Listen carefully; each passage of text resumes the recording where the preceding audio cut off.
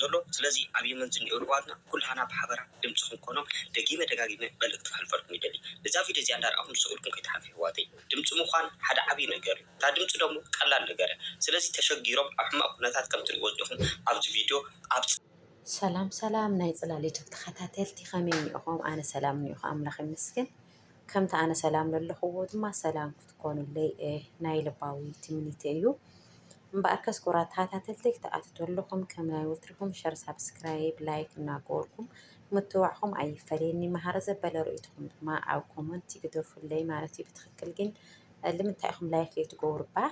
لايك سكور لايكس نشتن سي أي توصدكم إلى خمس أي تقودكمي لايك تجيبكم وتيجوا بعد خنقة أساس للخيل لايك كستودكم نجاري بالله مالتي يتكركم دقينتا نا زرو نايلم ما أنت تحسن هذا مرتب زو أم جمريا أم تو بدي السماعكم وقينو كل جزء زنا قرولن كل جزء عم دياز وص النجاري بزع ناس تثنياتات جين منهم كجبريخ اللي عدمات كمقانو كسكال زي ترى ساعات እቶም ዘለው ስደተኛታት ኣሕዋትና ግን ብምንታይ መንገዲ ኢና መፍትሒ ክግበሮም ብምንታይ መንገዲ ክእዩ ድምፂ ክኾኖም ግን ብጣዕሚ በቃ ይጨንቀካ ንባዕልኻስ ይፅንትወካ ማራ ብትኽክል ማለት እዩ ኣብ ዓዲ ከይቕመጥ ሰብለ ኣብ ዓዲ ብዙሕ ሰላም የለ ሰሪሕካ ልውልዐሉ ግዜ ከዓ ዘይኮነ እግዚኣብሔር ኣምላኽ ስደትና ሓፂሩስ ከምቱ ናይ ቀደምና ኣይምለሰልና እምበር ብጣዕሚ እዩ ከቢድ ላውዚ መፅኦም ላ ዕረፍቲ ስኢኖም እና እዚ ቦታ እዚ ኣብ የመን ኣይኮነን ዘሎ ዝሮ ኣብ ራጎ እዩ ግን ያው እዩ ዝሮ ኣብ የመን ዘለዎ ኣሕዋትና ክንደይ ናይ በዝሒ ከም ዘለዎ ምግማት ኣይጠፍኢ ማለት እዩ ከመይ ድዩ ብዙሕ ላውራጎ ልመፅስ የለሎም ከምዚ ናይ ወትሪ ኣውራጎ ስራሕ ስለዘየለ መብዛሕትኡ ስደተኛ ኣብ የመን እዩ ኣብ የመን ከመይ እኒኦ ተልካ ኣብ የመን ለገደ ተሓዊ እዩ ብጣዕሚ ተፀጊሞምን ተቸጊሮምን እዮም ዘለው ምንም ሰማዕ ከዓ ዘየለ ፀዊኻ ልሰምዕ የለን ኣብ ሚድያ ተናገርካ ልሰምዕ የለን እግዚአብሔር ኣምላኽ ንእሽተን መፍትሒ ተፈጠረ ግን ኩላትና ፌስቡክ ይኹን ብቲክቶክ ይኹን ብልኾነ ይኹን ሸርላልና ልሰምዕ ኣካል ተተገነየ ድምፂ ምዃን ክነቋረፅ የብልና ይብል ከማይ ማለት እዩ ምክንያቱ ከቢድ እዩ በቃ ከቢድ እዩ ኩሉ ግዜ ከዓስ ከቢድ እዩ ላልና በቃ ከምዚ ተገንዩ ከምዚ ኮይኑ ላልናስ ንሓልፎ ግን በቃ ይመስለና ለንበይ በቃ ብጥሜት ድዩ ወይ ብሕማም ድዩ ወይ ብስቃይ ድዩ በቃ ብልኾነ ነገር ግን በቃ ንውሕድ ለና የኽንደይ ዋሕድናስ ንቆርሞም ኣለና ኢና ክቡራት ተኸታተልተይ ማለት እዩ ዝሮ ግን ብልኾነ ይኹን ደረጃ ሸር ሰብስክራይብ እናገበርና ማለት እዩ ድምፂ ክንኮኖም እዩ ደለና ስደትና ይሕፅረልና እግዚኣብሔር ኣምላኽ ትግደር ይኹን ብጣዕሚ ዝኸፍአ ቅድሚ ሕዚ ከዓ ከብኡ ዝገድድ ሓሊፉ ቅድሚ ሕዚ ብደብዳብ ክንደይ ኣሕዋትና ሞይቶም መንገዲ ክንደይ ሰብ ይሃልቕሎ ቢያንስ ተይሞተ ብልኾነ ይኹን ደረጃ ተይሞተስ ልውዕል ሲ ኣይመስለኒ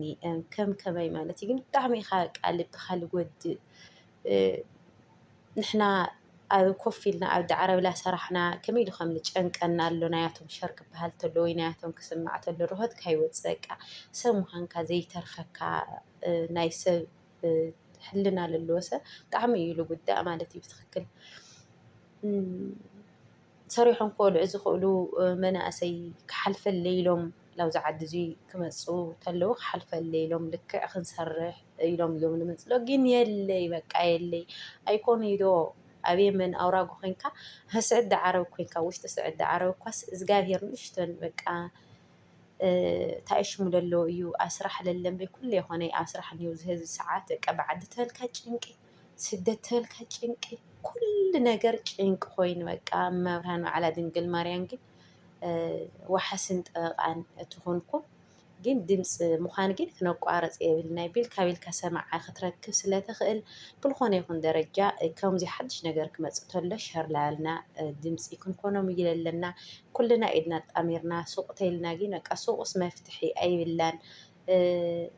ተተንቀሳቂስካ ሸር ወይ ገለ ተይልካ እዩ እምበር ሱቅ ተኾይና ምንም መፍትሒ የብሉና ስደትና يحصرلنا እግዚአብሔር አምላክ እምበር ብጣዕሚ እዩ ከቢድ ብጣዕሚ ከብደካ በቃ ብጣዕሚ መላምል ኣሕዋትና لا تودوا لا تبلوا